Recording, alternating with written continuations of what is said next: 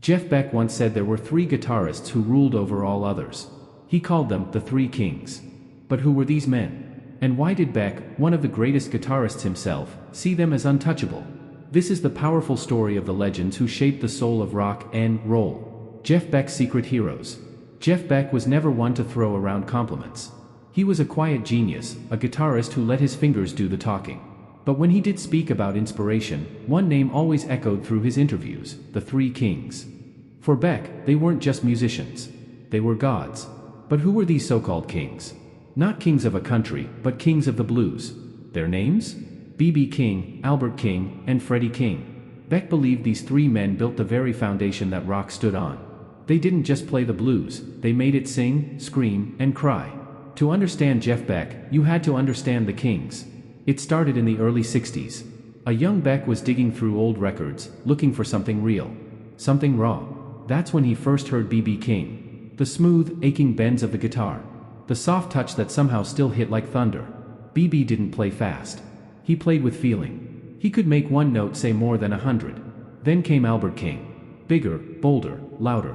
Albert's guitar sounded like it had something to prove, like it was fighting its way out of your speakers.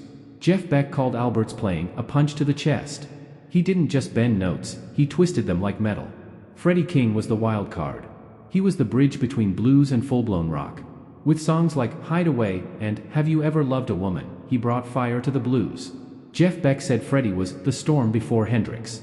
Beck didn't just admire them. He studied them. Every note, every pause, every mistake turned into magic. To him, the Three Kings weren't just musicians. They were prophets of sound.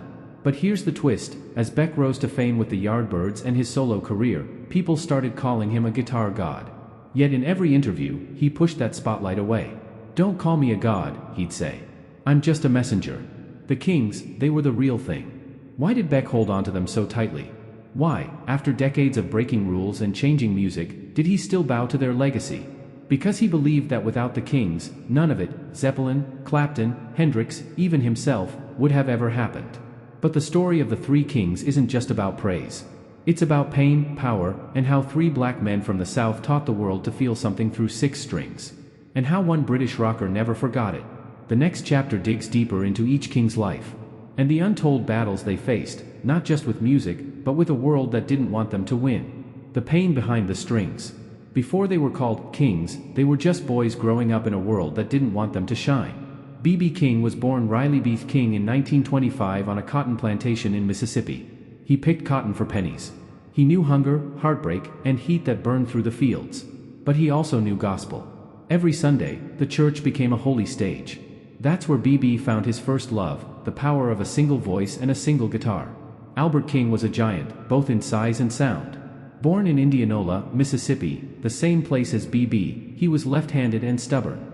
He couldn't afford a proper guitar, so he made one out of a cigar box and a broomstick. When he finally got a real guitar, he didn't play it like anyone else.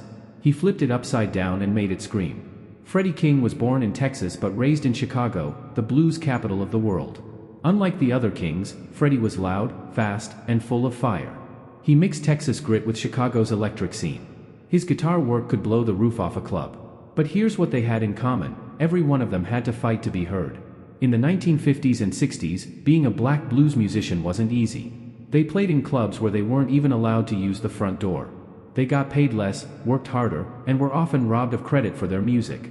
B.B. King once said, "I played 300 shows a year, and I still wasn't rich."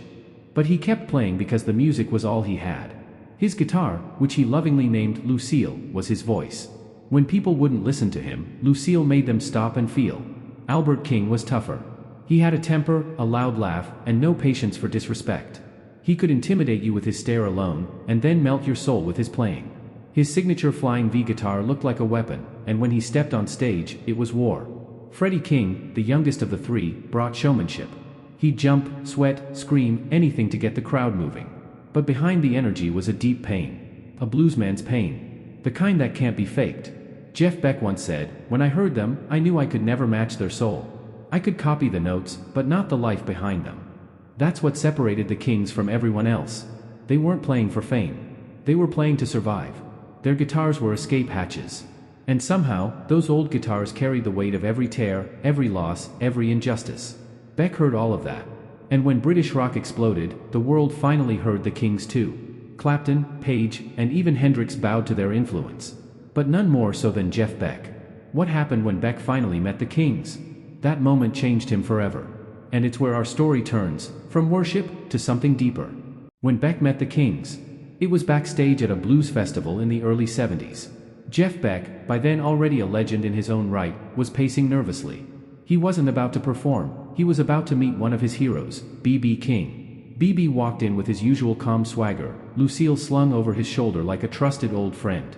He smiled warmly at Beck and said, "So, you're the guy bending my notes across the sea?" Beck froze. "No, sir," he said quickly. "I've been trying, but I'll never bend them like you." B.B. laughed. It wasn't mockery, it was music. A kind, rolling sound that made you feel like you were home. That night, Beck and B.B. didn't just talk guitars. They talked life. B.B. told stories of playing on dirt floors, of losing friends to racism, and of finding joy in the smallest moments. Beck just listened, eyes wide, humbled. And when they jammed together, Beck didn't try to outplay the King. He backed him up, like a student honoring his teacher. Later that year, Beck met Albert King, but this time, things were different. Albert didn't smile. He sized Beck up with a long stare, arms folded, like a blue samurai sizing up a challenger. "You play loud," Albert grunted. "I learned it from you," Beck replied with a nervous grin. Albert chuckled. "You got taste, kid. But you ain't got scars." That hit Beck hard. Because Albert wasn't just talking about music.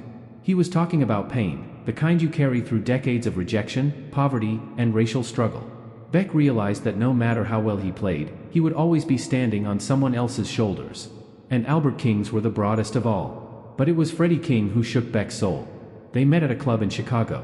Freddie had just finished tearing up the stage, sweat pouring, fingers bleeding, the crowd howling. When Beck introduced himself, Freddie pulled him into a bear hug and shouted, "You English boys are keeping the blues alive." It was the highest compliment Beck had ever received. That night, they played until sunrise. Beck remembered how Freddie didn't play solos, he told stories. His bends were cries. His riffs were punches. His rhythm was thunder. Beck didn't sleep that night. He couldn't. He was wired with electricity, like he'd been plugged into something sacred. From that point on, Beck made a quiet vow, to never forget where the music came from.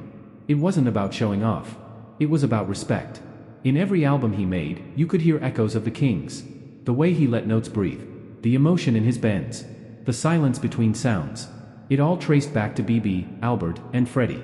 But the story didn't end there. Because even legends fade. And when the Kings started to fall, one by one, Jeff Beck was left with a haunting silence. And a mission.